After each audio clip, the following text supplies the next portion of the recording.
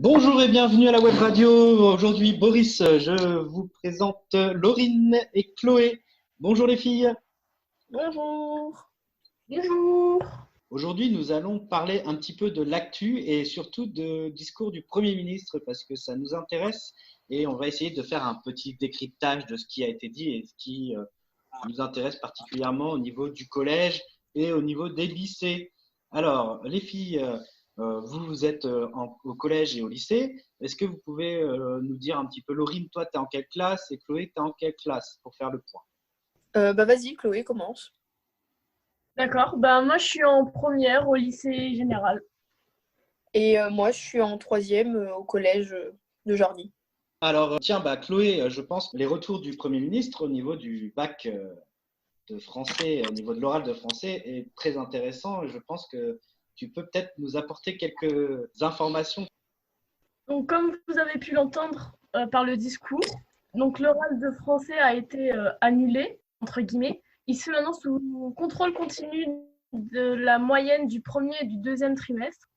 Et la moyenne sera arrondie au point supérieur. Et alors, qu'est-ce que tu en penses de tout ça? Est-ce que tu penses que c'est positif, pas positif? Est-ce que ça va pénaliser des personnes ou pas? Ben, je pense que ça dépend des personnes. Par exemple, moi, je pense que ça me pénalise un petit peu, même si je suis quand même contente de ne pas le passer, parce que je suis assez à l'aise à l'oral, du coup, ça aurait pu m'augmenter la note. Alors que là, pour l'instant, je suis à 9,65 de moyenne en français. Donc, heureusement, ils vont arrondir au point supérieur, donc à 10. Bon, heureusement pour toi, on va dire quand même, parce que du coup, effectivement, ça aurait pu être très embêtant. Bon, ça aurait été compliqué de passer un oral et de tout mettre en place avec tout ce qui est protocole de sécurité. Du coup, Chloé, est-ce que du coup, tu anticipes un petit peu la reprise au lycée? Est-ce que tu as des questions par rapport bah, peut-être aux capacités d'accueil, les choses comme ça? Ou pour l'instant, pour toi, tout est fluide et tu te poses pas trop de questions? Non, moi, ça va. Pour l'instant, tout est fluide. La seule question que je me pose, c'est est-ce qu'ils vont réouvrir la cantine et comment ça va se passer aussi pour les bus? Oui, effectivement, c'est vrai. C'est une question quand même assez importante au niveau de la restauration parce que du coup, ça peut vous pénaliser. Est-ce que si vous devez emmener chacun votre panier repas, ça peut devenir très compliqué. Au niveau du bus, je pense quand même que les transporteurs vont assurer le transport des élèves, mais avec des conditions et des particularités bien précises. Ensuite, ça va être compliqué au niveau des bus. Par exemple, à Conflans, il y a 2 bus et ils sont déjà blindés. Donc, s'ils doivent en mettre 5, ça va être assez compliqué pour savoir dans lequel on va monter. Oui, effectivement. Bon, je pense que ça va être un petit cafouillage au départ, mais à fur et à mesure, ils vont quand même mettre des choses en place et ça va bien se passer. Il faut penser au civisme et je pense l'intelligence de chacun pour que ça fonctionne bien. Laurine, maintenant Oui. toi qui es au collège, te poses-tu des questions? Vas-tu retourner au collège et dans quelles conditions? Alors, non, je ne retourne pas au collège, mais on a reçu un mail du collège, justement, que si les élèves ne retournaient pas en cours, ils avaient dans l'obligation de faire leurs devoirs à la maison. Ce que je fais, bien sûr.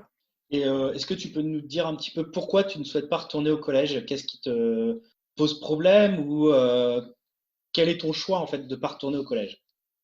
Alors, déjà, de un, j'ai 30 minutes à pied pour aller au collège. Et étant donné que je ne veux pas prendre le bus à cause des masses et qu'il y aura beaucoup de monde dedans, je ne vais pas réussir à respirer. Et j'aime pas quand il y a trop de monde. Je fais des crises de panique. Enfin, j'aime pas du tout.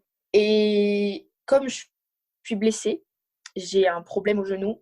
Je peux pas marcher trop longtemps, donc faire 30 minutes tous les jours, aller et retour, je peux pas.